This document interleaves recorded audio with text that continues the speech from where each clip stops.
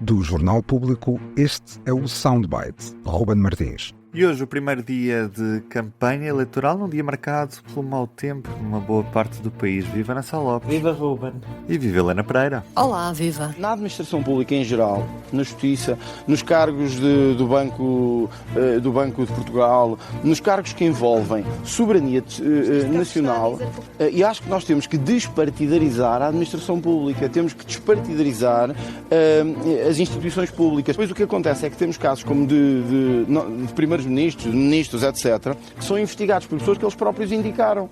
Isto é errado. Estamos a caminho da segunda volta, mas ainda a olhar para o debate desta terça-feira, quando Ventura, mais uma vez, mostrou que mudou de opinião. Prefere agora que não seja o Presidente a nomear o Procurador-Geral da República, mas em 2022, e 2022 não foi assim há tanto tempo. Preferia mesmo que fosse o Presidente da República a nomear, tinha defendido essa proposta. Helena, começa hoje contigo. Ventura não é uma pessoa de ideias fixas, pelo menos neste tipo de ideias sobre regime, neste caso a nomeação do PGR, não é claramente uma pessoa de ideias fixas. Pois, foi uma atrapalhada. Eu sinceramente acho que naquele momento, no debate,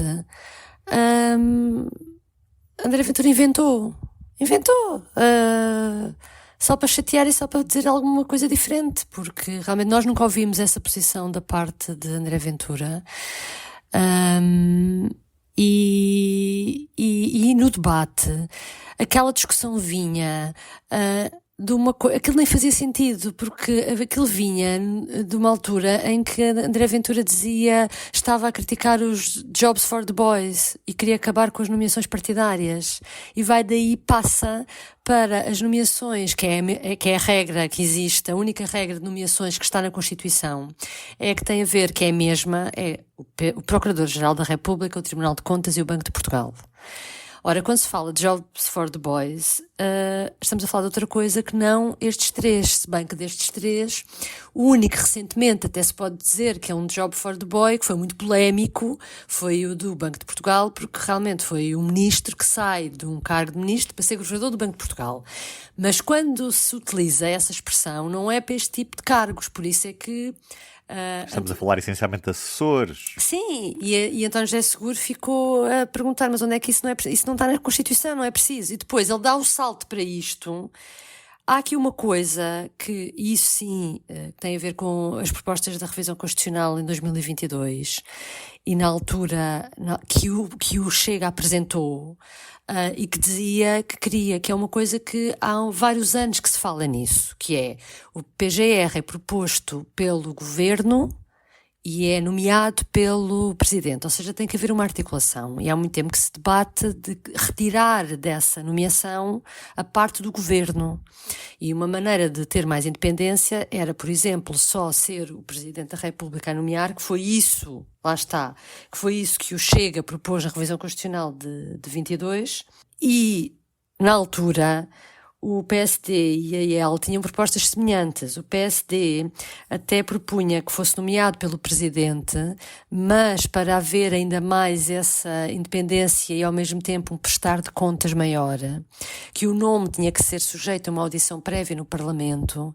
e que se fosse chumbado, e há votos, e sendo chumbado por uma maioria de 2/3, que é muito, podia ser chumbado, ou seja, até o Presidente podia ser travado pelo Parlamento no nome que ele gostaria.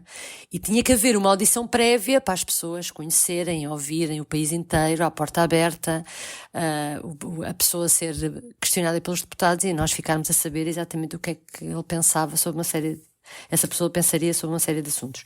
A IEL, por outro lado, tinha uma coisa ainda mais radical, que não era governo, não era presidente, era só o Parlamento que nomeava e pronto. E isso conseguia mais, no fundo, um consenso mais alargado por mais partidos, embora acabe por ser sempre os dois partidos mais votados a escolherem, neste caso. Portanto, nada disto faz sentido. Nunca ninguém tinha ouvido uma proposta, nem me lembro, é que eu nem me lembro nos últimos anos em que se fala disto, porque há pessoas do PS que até concordam com, pelo menos, ser o presidente, ser uma proposta só do presidente, não é assim tão, não seria também uma coisa tão radical assim.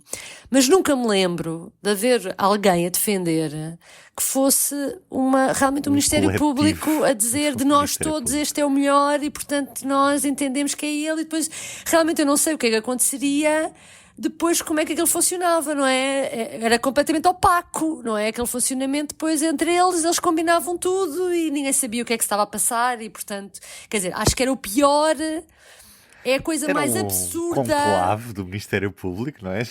Reuniam-se todos numa sala e escolhiam. O Papa. Era uma espécie, exatamente, era conclave, exatamente isso. E, portanto, era a coisa mais opaca e mais contrária a tudo o que tem sido as propostas que têm vindo a ser discutidas nos últimos anos, que eu acho sinceramente. E depois a justificação de Ventura hoje aos jornalistas é que também é absurda, porque vê-se que ele também não defende aquilo que disse ontem, tinha dito no dia anterior, porque ele veio só dizer que pronto, eu defendi, é que não, como está não pode continuar. Portanto, é uma atrapalhada e uma derrapagem tão grande e numa área importante, numa área muito importante, e que alguém que faz uma campanha presidencial à área da justiça e sabe-se como o presidente pode ter um papel realmente muito importante, e esteve no passado na área da justiça, um candidato não pode brincar, que eu estava a brincar, no fundo é isso, com uma coisa destas. Ana Sá Lopes, André Ventura continua a ter muitas dificuldades em ser coerente quando foge daqueles temas-chave, a imigração, a etnia cigana, todos os subsídios. Quando foge disso, perde completamente a coerência, é isso? Ana? Eu acho claramente que no debate fritou. O André Ventura fritou. Naquele momento fritou completamente. Há uma expressão que é o fritou da pipoca, não é? Foi o que lhe aconteceu. Aquilo é tão louco, tão louco, tão louco.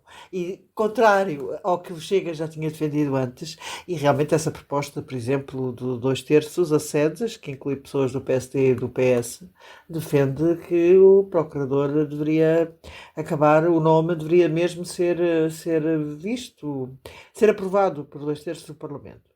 E há várias possibilidades que se podiam pôr em causa. Agora, uma eleição pelos pares é de quem está já está para lá de Bagdá. Eu acho que Ventura, e vi-se um bocadinho naquele debate, já não sabe o que é que está ali a fazer. Ele já conseguiu ir à segunda volta. Era o grande objetivo. Era ter tirado o PSD, na pessoa de Marcos Mendes, da segunda volta e mostrar-se superior ao PSD por ser a pessoa. E agora já não sabe o que é que está ali a fazer. E de facto percebeu-se que aquela hesitação, aquela incapacidade de mostrar, é que nem aquela.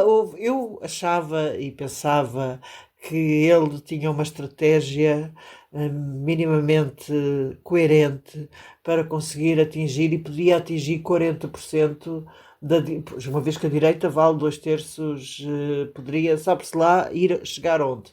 Agora começa a achar que se calhar não. E vamos ver onde é que fica, e se não fica só a aguentar o eleitorado do Chega. Porque isto é de malucos absoluto. Isto é de malucos. O eleitorado do Chega e uns votantes do CDS também. Pelos vistos, o CDS prefere André Ventura. Paulo Núncio provavelmente vai votar em Ventura, e mais uns quantos. Isso já se percebeu. E também há ali uma data de articulistas do Observador. Enfim, ele não terá poucos votos. Isso é seguro. Agora... Ana, só uma coisa rápida. Aquela sondagem da CNN dizia que são os eleitores do Coutrinho, de Figueiredo, que estão com mais dúvidas sobre em quem votar na segunda volta. Pois, vais ver. Depois vamos ver. Depois vai ser interessante fazer essa análise. Mas uma coisa que me pareceu mais um sinal de que Ventura está um bocadinho de cabeça perdida é quando lhe dizem: mas então está a falar da Lucília Gago, mas Lucília Gago pôs o processo, porque ele basicamente acha, ele que sempre defendeu o Ministério Público, cada vez que o Ministério Público abria os processos, que abriu imensos, e alguns de caráter absolutamente duvidoso, como o de António Costa, o famoso parágrafo, sempre defendeu, e agora está a dizer que o Ministério Público protege os políticos, portanto tem que ser, porque é nomeado pelos políticos. Isto é total, é loucura total. E a história não mostra. Por amor de Deus, isto é de doidos. Peço desculpa por esta expressão. E quando a dada altura lhe perguntam, há bocado, quando foi ouvido, quando estava em ação de campanha, lhe perguntam, mas está a falar de Lucília Gago? Então, mas Lucília Gago, mas... Não, Pinto Monteiro Sócrates. Ora, há quantos anos é que Pinto Monteiro não é PGR? Portanto, os sucessores de Pinto Monteiro, ele revê-se, aquilo é tudo uma atrapalhada. É completamente absurda, já não pensa assim, ou não pensará, e não conseguiu. E aquilo do Governador do Banco de Portugal é outra maluquice. Quer dizer, nunca teve em causa, e independente, a Helena tem toda a razão quando diz que as portas giratórias que aconteceu com o Mário Centeno passar diretamente do Ministério das Finanças para Governador do Banco de Portugal é um ato muito duvidoso e que na altura foi criticado por muita gente, nomeadamente pelo PSD. Agora, quer dizer, o Governador do Banco de Portugal sempre foi uma figura respeitável desde todo o início, obviamente com críticas, e não só Mário Centeno, estamos a falar de críticas que os seus antecessores tiveram, até durante a crise financeira, e estamos a falar de Constâncio, houve sempre críticas. Mas, quer dizer, o Governador do Banco de Portugal desde quando é uma coisa política, é uma coisa, isto é totalmente, olha, acho que a Ventura tem a cabeça perdida neste momento. E aqui estamos assim a analisar a campanha todos os dias. Um beijinho e até amanhã. Beijinho, até amanhã. O Soundbites é um programa de Ana Sá Lopes, Helena Pereira e Ruben Martins. A música original é de Ana Marques Maia. Siga o podcast na sua aplicação preferida para não perder os novos episódios. O público fica no ouvido.